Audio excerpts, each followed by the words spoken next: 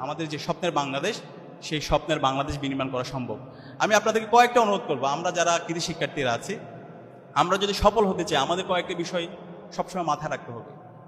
আমাদের মন থেকে বিশ্বাস করতে হবে যে আমরা পারবো, বি পজিটিভ। মন থেকে বিশ্বাস করতে হবে যে আমি পারবো।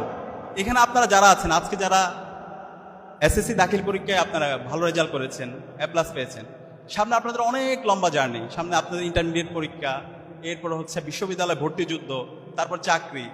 কিন্তু বিশ্বাস করতে হবে যে এখানে আপনারা যারা আছেন না, এখানকার আপনারাই আগামীতে ঢাকা বিশ্ববিদ্যালয়, বুয়েট, মেডিকেল সহ বাংলাদেশের বড় বড় যে প্রতিষ্ঠানগুলো আছে, সেই প্রতিষ্ঠানগুলোতে ভালো একটা সাবজেক্টে আপনি ভর্তি হবেন।